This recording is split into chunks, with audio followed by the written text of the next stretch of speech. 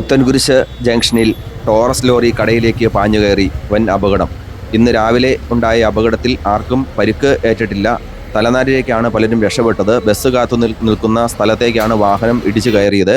ഒരു ഇലക്ട്രിക്കൽ കട പൂർണ്ണമായും ഇടിച്ചു കയറി വാഹനം അതിനകത്ത് പ്രവേശിക്കുന്ന നിലയിലാണ് കിടന്നത്. വാഹനത്തിൻ്റെ ബ്രേക്ക് നഷ്ടപ്പെട്ടു എന്നാണ് പ്രാഥമിക അന്വേഷണത്തിൽ നമുക്കറിയാൻ കഴിയുന്നതെങ്കിലും അമിതമായ വേഗതയും ഉറക്കം തൂങ്ങിയതുമാകാം അപകടത്തിലേക്ക് കടന്നെത്തിയതെന്ന് നാട്ടുകാരുടെ നിഗമനം.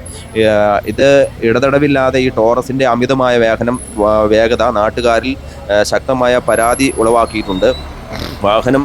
പോലീസ് വാഹനങ്ങൾ ഇടതടവില്ലാതെ ഇവിടെ കാത്തു കിടക്കുമ്പോഴും അമിത വേഗത്തിൽ പോകുന്ന ടിപ്പർ ലോറിക്കോ ടോറസ് ലോറിക്കോ യാതൊരു നിയന്ത്രണവും ഏർപ്പെടുത്താതെ നോക്കി നിൽക്കുന്ന ഒരു സ്ഥിതിവിശേഷമാണ്, പോലീസ് നോക്കി നിൽക്കുന്ന ഒരു സ്ഥിതിവിശേഷമാണ് നമുക്ക് കാണാൻ കഴിയുന്നത്. കോളേജുകളും സ്കൂളുകളും ഒട്ടനവധിയുള്ള ഈ പ്രദേശത്തു കൂടി നിരവധി വാഹനങ്ങൾ പോകുന്ന ഈ പ്രദേശത്തു കൂടി ഇത് അമിത വേഗത്തിലാണ് ടോറസിൻ്റെ ഈ കുത്തിപ്പായൽ. ഇതിനെതിരെ നാട്ടുകാരുടെ ശക്തമായ പ്രതിഷേധം രൂപപ്പെട്ടു വരുന്നുണ്ട്.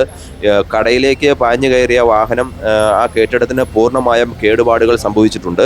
ഒരു ഇലക്ട്രിക്കൽ കടയും അതുപോലെ തന്നെ ഒരു പലചരക്ക് കടയും പ്രവർത്തിക്കുന്ന ഈ കെട്ടിടത്തിൽ ഒരു പഴയ കെട്ടിടമാണ്. കെട്ടിടത്തിന് പൂർണ്ണമായും ബലക്ഷയം സംഭവിച്ചിട്ടുണ്ട്. വാഹനത്തിൻ്റെ നിയന്ത്രണം വിട്ട് ബ്രേക്ക് നഷ്ടപ്പെട്ട് വാഹനം കെട്ടിടത്തിലേക്ക് ഇടിച്ചു കയറി എന്നാണ് പ്രാഥമിക നിഗമനമെങ്കിലും ഡ്രൈവർ ഉറങ്ങിയതാവാമെന്നാണ് നാട്ടുകാരുടെ നിഗമനം.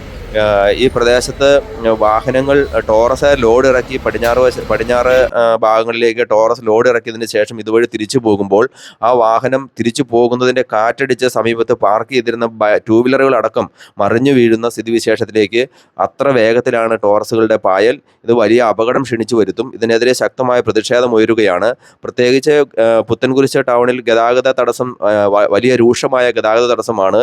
കിലോമീറ്ററുകളോളം ചെറുപുഷ്പം പള്ളിക്ക് അപ്പുറം മുതൽ കാവുന്താഴം ഡബിൾ പാലം വരെ ഏകദേശം വാഹനങ്ങൾ നിരനിരയായി നിന്ന് മാത്രമാണ് ഗതാഗതത്തിന് തടസ്സം രൂപപ്പെട്ടാണ് ഈ പ്രദേശത്ത് വാഹനങ്ങൾ കടന്നു പോകുന്നത്. ഒരു റോഡ് കോടിക്കണക്കിന് രൂപ മുതൽ മുടക്കി ഇത് റോഡ് നിർമ്മിച്ചിട്ടുണ്ട് എങ്കിൽ പോലും ഈ റോഡിലൂടെ വാഹനം വൺ വേ ആയി തിരിച്ചുവിടാത്തതും അതുപോലെ അനധികൃത കയ്യേറ്റങ്ങളും ഈ പ്രദേശത്ത് വാഹന ഗതാഗതത്തിന് കൂടുതൽ തടസ്സം സൃഷ്ടിക്കുന്നതായി നാട്ടുകാർ ആരോപിക്കുന്നു.